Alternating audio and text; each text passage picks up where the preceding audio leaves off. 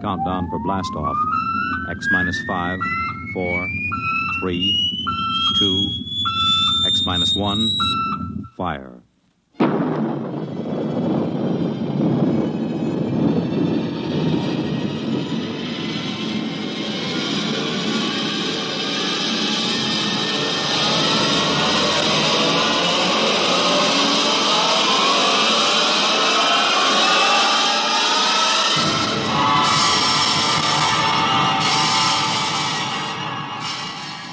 From the far horizons of the unknown come transcribed tales of new dimensions in time and space.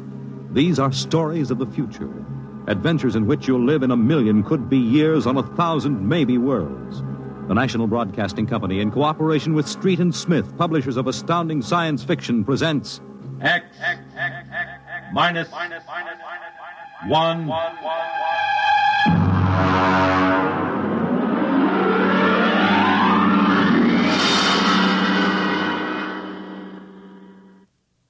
Tonight's story, Nightfall, by Isaac Asimov.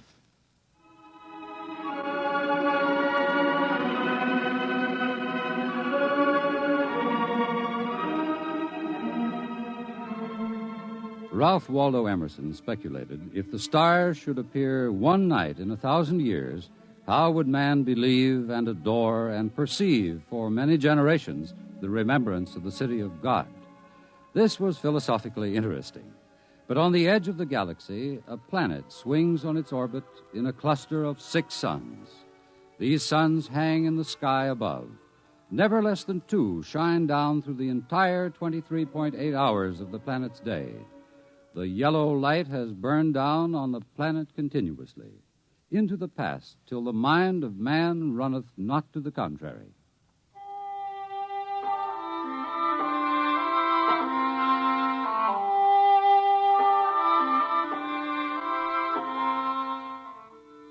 Theremin was a reporter for the Sarro City Chronicle. He covered them all, from the night police beat to politics to the sports pages, and the city editor wanted him to cover the biggest story of the year, perhaps of all time. It was an interview, a particularly difficult interview. But then, since his first days as a cub, Theremin had specialized in difficult interviews. It cost him bruises, black eyes, and broken bones, but it had gotten him an ample supply of coolness and self-confidence. He didn't expect violence, though, from an astronomer. You're from that newspaper? Well, you got a lot of gall coming here. Well, now, look, Dr. Aton, it's only a job. I've read your paper. You've been writing this observatory for 2 months now. You've attacked me personally. I have nothing to say to you. Well, this is your chance to get your side into the paper. Look, Dr. Aton, I'll give it to you straight. 2 months ago, the observatory issued a press statement that the world was coming to an end. Now, that's the same story the cult of the Book of Revelations had been preaching. Now, when a scientist backs that up, it's news. Our conclusions have nothing to do with the cult. The cult is full of superstition and mysticism. We're scientists. You've got the people pretty angry. It doesn't matter. If I can't get the story from you, I'll have to go somewhere else. Go ahead. The paper can be pretty rough on someone who doesn't cooperate, Dr. Aton. Young man, if you're not out of the observatory within 5 minutes, I shall call the police. Now get out.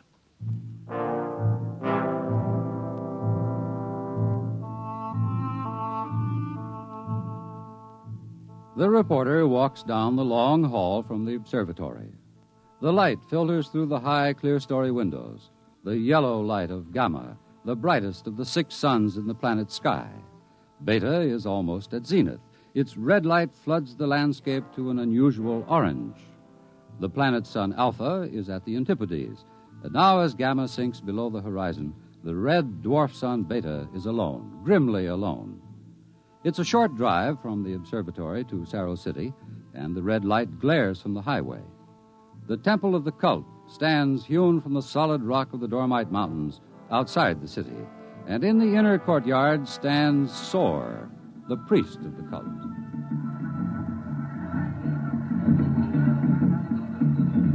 Woe to the unbelievers!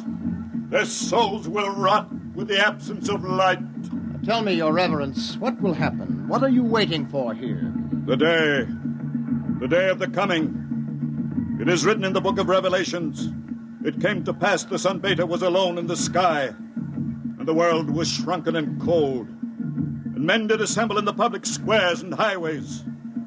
Their minds were troubled, and their speech confused, for the souls of men awaited the coming of the stars. And the lip of the cave of darkness passed the edge of Beta, and loud were the cries of men, and there was no light on the surface of the world. And in this blackness there appeared the stars in countless numbers, and in that moment the souls of men departed from them, and their abandoned bodies became even as beasts. From the stars then reached down the heavens flame, and where it touched, the cities of the world flamed to destruction, so that of man and all the works of man naught remained. So it is written.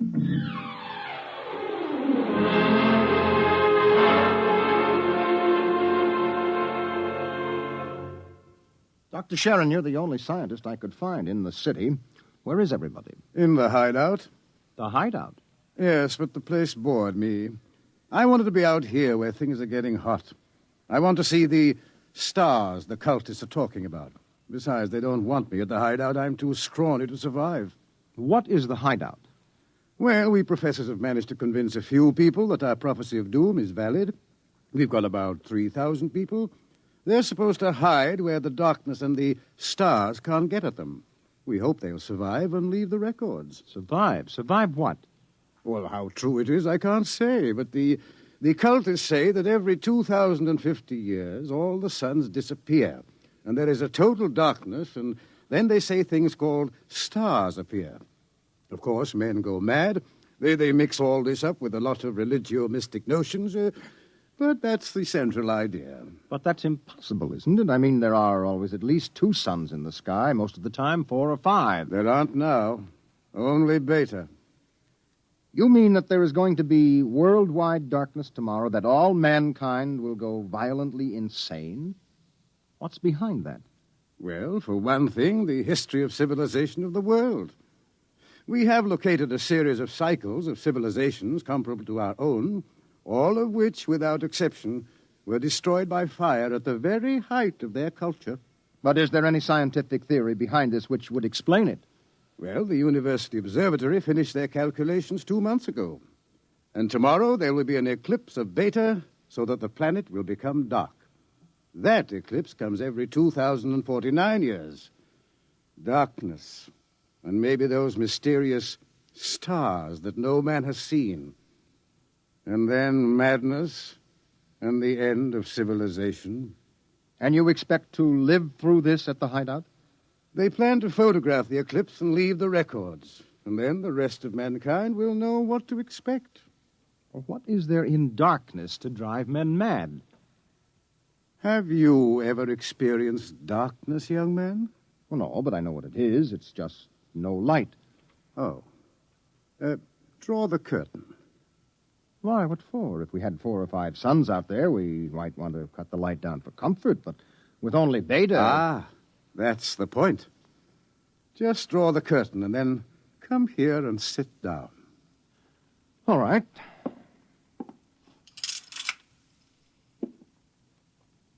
I can't see you. Feel your way. But I can't see you. I can't see anything. Do you like it? Oh, it's awful. The walls seem to be closing in on me. I keep wanting to push them away. All right, all right. Draw the curtain back again. Oh, the light. Do you have a drink? Right here. Now, that was just a dark room. Yes, but it wasn't really so bad. You're afraid? Just darkness could do that? This isn't just a metaphysical theory, young man. It's promulgated from observed data. Well, come with me. Where? The locked wall down the corridor.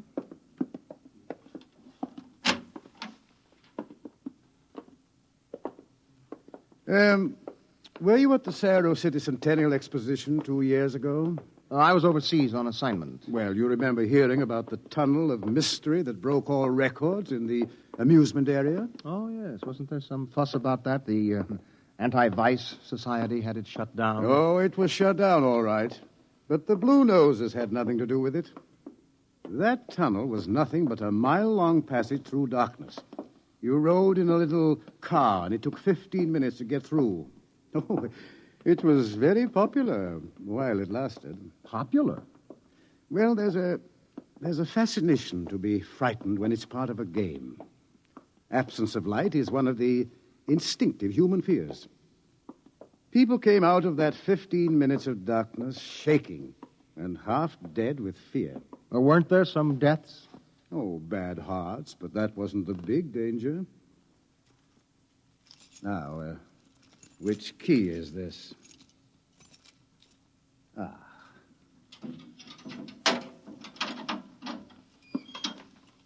Where are we going? You'll see. No, the heart attacks were actually good for business, but there was something else. Here, I'll show you. I want you to see somebody. Latimer. Latimer. Go away. Latimer, I want you to meet somebody. This is Mr. Theremin. No, go away. Hello? He's pushing me. Make him stop pushing me. Go away. I'm not touching him. What's wrong? Latimer is afraid. Aren't you? The walls. They're falling in on me. The walls. I've got to get out. I've got to get out. Let me out. You can't go out, Latimer. It's all right. I've got to get out. Let me out. Let me out. Let me out. At sleeping period, we have to give him a shot of morphine. Otherwise, he'd bat his brains against the wall. What's wrong with him? Nothing. Nothing but 15 minutes in the darkness of the tunnel of mystery. Oh, that's impossible. 1 person out of 10 came out of the tunnel that way. That's why we had it shut down. But why should darkness do that? It's obvious men cannot exist without light. Longer periods of darkness would obviously be fatal. The scientific theory is that the consciousness of light is necessary for mental activity. Please, doctor, let me outside. Let me out, please. I can't breathe. They're pushing me. They're always pushing me. I can't stand here. Well, there you are, Theremin. That's what 15 minutes of darkness will do. Man just wasn't built to operate without light. There are always at least 2 suns in the sky, most of the time more. Just 15 minutes of darkness. Now, look out of that window. Imagine darkness everywhere. No light as far as you can see. Black. Everything black. And, stars, whatever they are. Can you conceive it? No, your mind wasn't built for that conception. When the real thing comes, you will go mad. Completely and permanently. There is no question of it. Tomorrow, there won't be a city left standing in the world. Why should the cities be destroyed? If you were in darkness, what would you want more than anything else? What would it be that every instinct would call for? Light. And how would you get light? I don't know. You'd burn something. They've got to have light. They've got to burn something. And every city in the world will go up in flames. Well, shall we go back to my office, Mr. Theremin, and have another drink?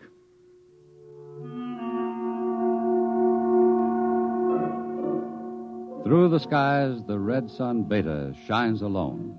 The wind howls across the city. It is cold, colder than man can remember. And as the hour approaches, the reporter goes out and speaks to the man in the street. Excuse me, where are you going now? Home for supper. How about, what are you going to do tonight? Oh, you mean about this star stuff? Look, I'll tell you, mister, I got nothing against religion, see? But it don't stand to reason that the end of the world is going to come boom like that. It just don't stand to reason. Have you read what the scientists say? I don't read stuff like that, only the headlines. Well, how about the cult? Well, now, like I say, I've got nothing against religion. But you don't believe them either. They've always been shouting about doom and sin. Listen, when you've been around as long as I have, you get to know the score. It's all right to preach Judgment Day is coming and all that, but just the same, I'm putting money in the bank. How about darkness? About what? How would you feel if there were no light? You crazy. How could there be no light? Well, suppose all the suns went down at once. Suppose everything was black. That's crazy. What's the use of supposing something like that? It couldn't happen. It's crazy. That's all. Thank you. Sure. Oh, look, mister, remember, pallet with 2 L's?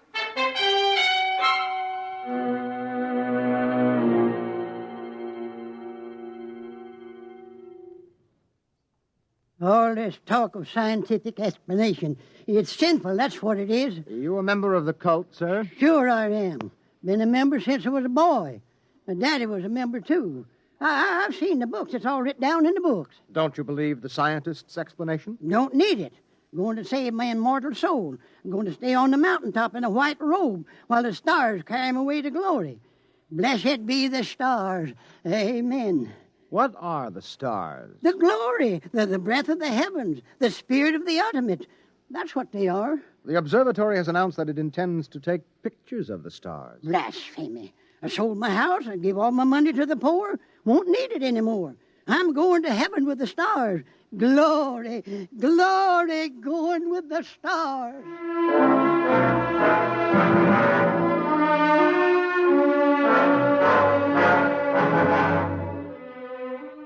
The reporter checks the stock exchange, the stores, business at a standstill. Doesn't pay to buy anything today, not if the world is going to end tomorrow. There are predictions of economic collapse in the financial section, layoffs at the factories on the edge of the city, and through the streets the people will mill and turn, unsure, crying in fear or shouting with bravado. The story isn't here in the city, and so as the hour approaches, the reporter goes again to the observatory, high in the hills. Look, Dr. Aton, if you are right, if the world is going to be destroyed, what is the difference if I stay here and observe and take notes? Nothing, I suppose. You will be in the way. We have work to do. If I stay out of the way. Hello. Oh, this place is like a morgue. It's freezing outside. The wind is enough to hang icicles on your nose. Beta doesn't seem to give any heat at all, the distance it is. Why aren't you in the hideout, Sharon? Me? I'm part of the race that isn't worth perpetuating. Who's got a bottle? There'll be no alcohol today. Be too easy to get my men drunk. I can't afford to tempt them. All right, Thurman, you can stay. Time we took our positions, the observatory dome is up these stairs. After you. Ah! What is that? Up in the dome, quick! What is it? It's the plates. The photographic plates, they're all smashed. There he is. A cultist. He's going for the telescope. After him. All right, I've got him. Let go! No. Let go! Must be destroyed! It must be! It's all right. He didn't harm anything. Let him up. Well, that's the high priest. I was talking to him yesterday. All right. What do you want? Nothing that you would give me of your own free will.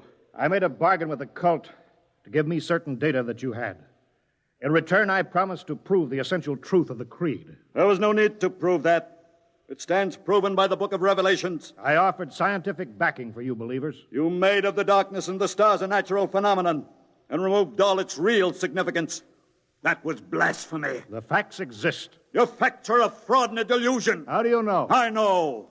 I suppose you think in trying to warn the world against the menace of madness, we are placing souls in jeopardy, huh?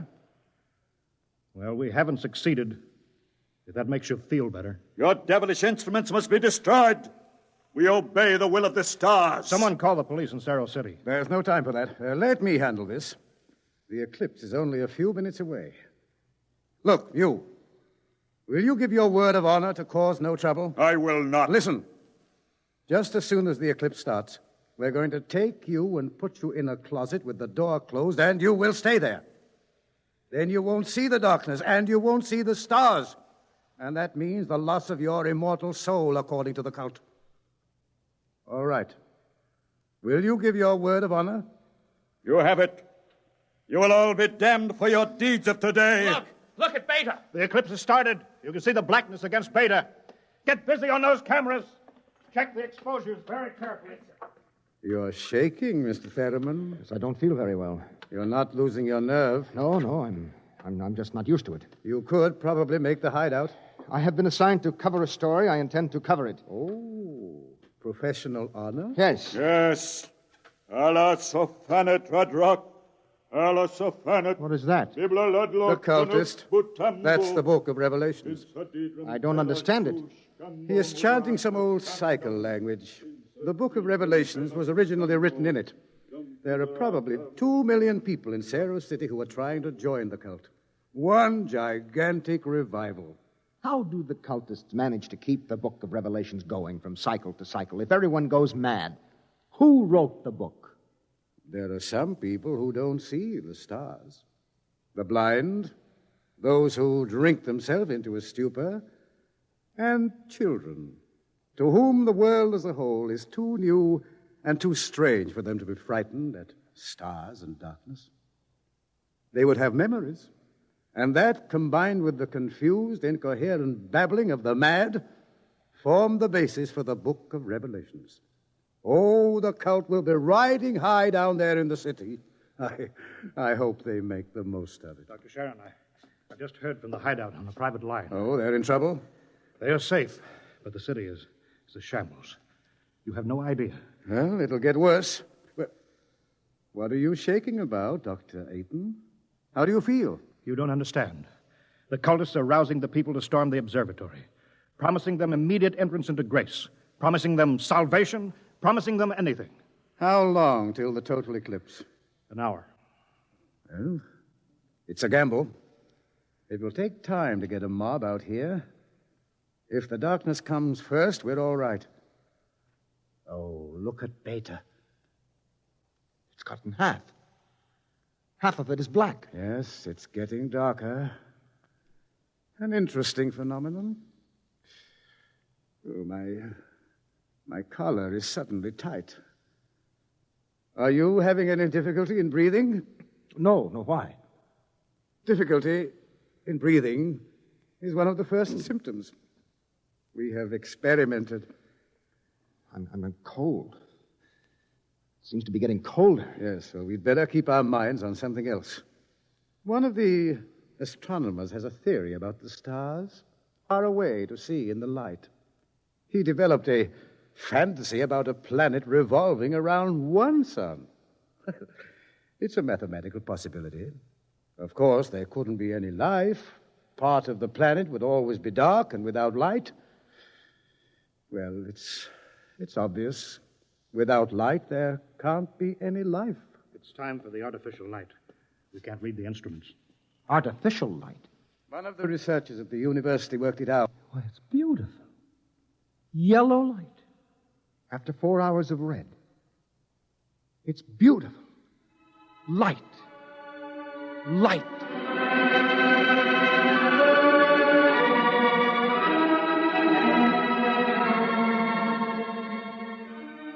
The dome is quiet. The priest in his yellow robe sways slowly as his lips move in the ancient tongue. Over and over, he whispers the invocation to the stars. The technicians hunch over the instruments, and the sky gradually turns a horrible deep purple red, and the air grows denser. Dusk, like a palpable entity, enters the room, and the dancing circle of yellow light about the torches etches itself into ever sharper distinction against the ever-gathering grayness beyond. Outside, Beta is a mere smoldering splendor, taking a last look at the world.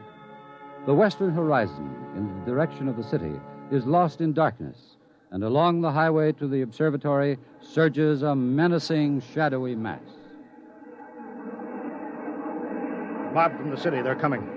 How long till total eclipse? 15 minutes. But they'll be here in 5. We'll hold them off. Come on, Theremin, downstairs. But there's no light down there. We have to block the door. Come on. I can't breathe. I can't go down there. Take a torch. We'll take light with us. Come on.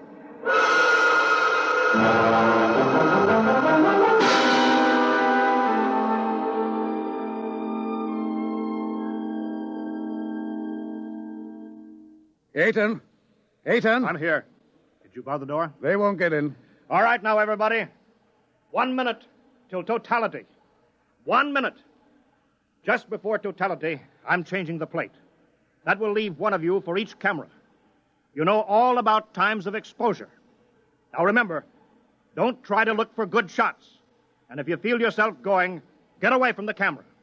It's dark. It's getting dark. Sharon. Sharon, where are you? I can't see you, Sharon. I'm right here. 30 seconds. Look out, the priest. I can't see him. And the wicked shall perish, and the souls of the true believers shall be transported in glory to the stars. You can see him against the torch. Don't let him get to the From the telescope. stars there reached down a heavenly flame, and where it touched the cities of the world, flame to utter destruction. Grab him! You shall not Grab him! blaspheme! The world must be destroyed by the stars! It must be! Let me go! I'll take care of him. Stars! The stars!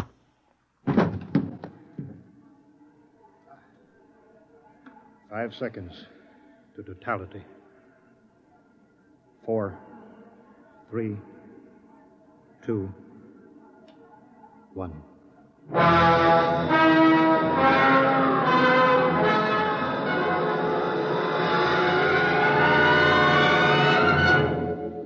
The sky is black, and through it shine the stars.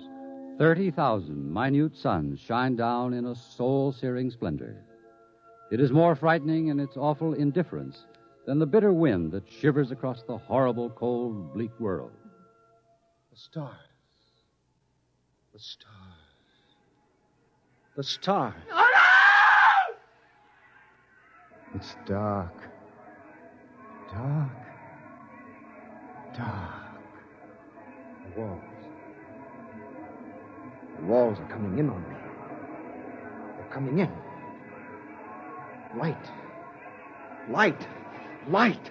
Darkness. Forever. Light. And ever. And ever. Light. And the walls are breaking in. We did not know. We did not know. We did not know.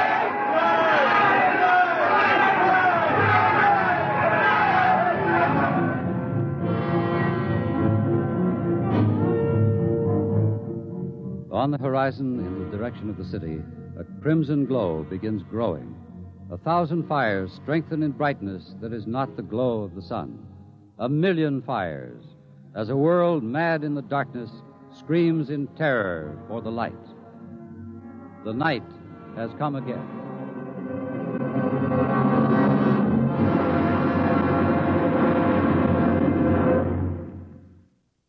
You have just heard X-1, presented by the National Broadcasting Company in cooperation with Street and Smith, publishers of astounding science fiction. Tonight, by transcription, X-1 has brought you Nightfall by Isaac Asimov, adapted for radio by Ernest Kinoy.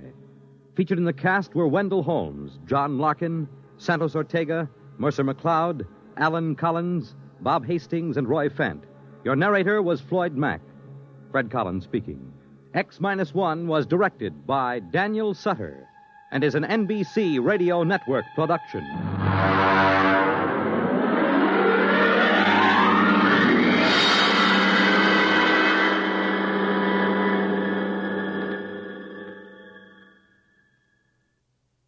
It's groomed for your interests